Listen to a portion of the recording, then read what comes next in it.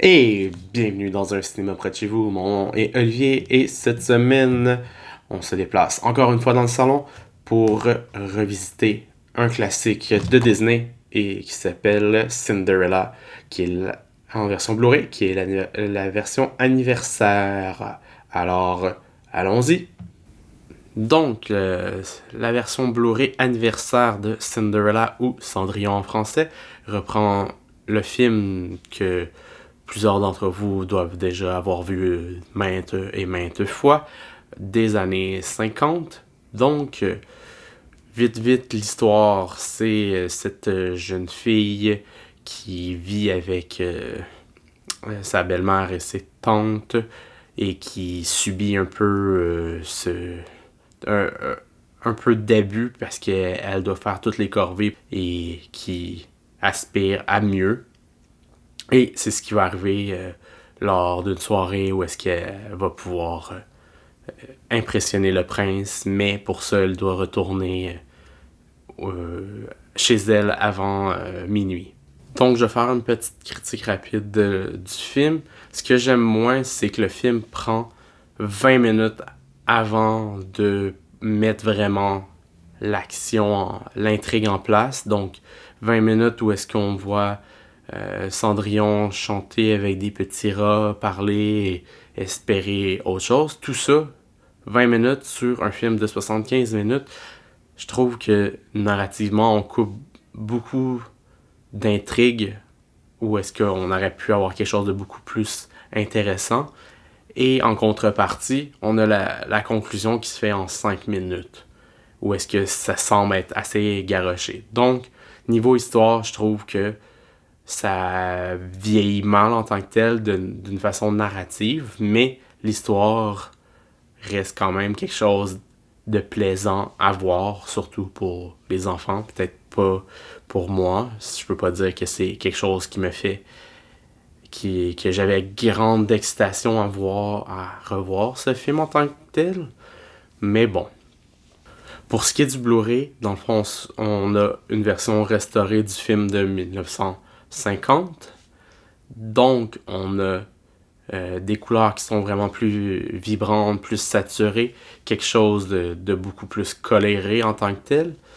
On a l'animation qui est plus fluide pour les personnages, les arrière-plans, on se retrouve avec quelque chose qui est plutôt très... On sent les coups de crayon, on sent la texture comparativement aux personnages qui sont très vectorisés en tant que tels, donc des belles courbes, des belles lignes, des couleurs beaucoup plus en aplat comparativement au background. Donc il y a un petit clash entre les deux, mais c'est pas si dérangeant parce que le film est beau visuellement à voir. Pour ce qui est de l'audio, on se retrouve avec une piste en 7.1, donc une piste qui a été remasterisée, qui est très riche au niveau de tout, surtout pour les chansons. Donc, si on la compare à la trame sonore en 1.0 qui est disponible sur le Blu-ray, on voit qu'il y a eu une belle amélioration dans l'audio en tant que tel. Pour ce qui est des suppléments, on se retrouve avec un supplément qui est classé, on va dire, dans les nouveaux en tant que tel. Et après, on a une autre partie où on se retrouve dans ce qu'ils ont nommé Old Classic. Dans un premier temps, le premier, c'est deux fillettes qui font un quiz sur Cendrillon. Ça dure 3-4 minutes. On sent que ce bonus-là, il s'adresse beaucoup plus aux enfants parce qu'il est animé par des enfants. On sent l'excitation de ces enfants-là qui parlent du film, mais c'est pas... Tu sais, ça fait très Disney Channel. Pour ce qui est des suppléments dits classiques, on se retrouve beaucoup plus dans du matériel d'archives où est-ce que on apprend comment est-ce que Monsieur Walt Disney a mis en scène tout ce film-là, comment est-ce qu'il s'est pris, qu'est-ce qu'il y a eu comme difficulté. Beaucoup, beaucoup, beaucoup de matériel d'archives avec beaucoup de segments qui datent de ces années-là, avec beaucoup de la narration et de l'explication.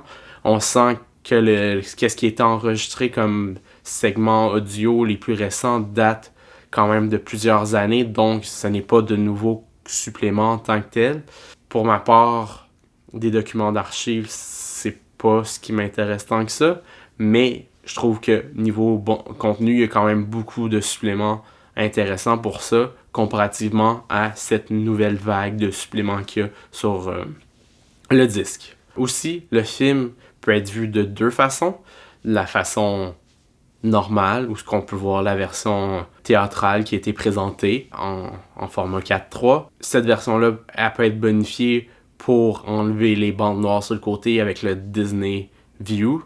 Donc, ça fait juste mettre de la texture de chaque côté de l'écran en tant que tel. Et sinon, l'autre version qui se nomme In Walt's World, Envisioning of Cinderella, on se retrouve avec un peu une genre de version commentée de Monsieur Walt Disney. Donc, c'est plutôt le film qui se retrouve en plus petit dans l'écran et on a un montage qui montre des dessins des sketchs qu'il y avait sur les différentes scènes. Donc, c'est vraiment plus comme quelque chose qui accompagne le film. Bref, je peux pas dire que je suis un grand amateur des films classiques de Disney. Pour ma part, je trouve qu'ils sont principalement mal vieillis, mais il y a une auditoire pour ça. Je reconnais les qualités, surtout les dessins qui sont vraiment beaux, même s'il y a un petit clash entre les personnages qui sont très clean avec les backgrounds qui sont très texturés. Mais tout ça, je dirais que le Blu-ray aurait un 3 étoiles. Donc, Cendrillon, je crois que c'est quand même quelque chose d'intéressant à posséder dans sa collection, si surtout on est amateur des films de Disney. Alors, c'était Olivier. On se revoit la prochaine fois dans un cinéma près de chez vous.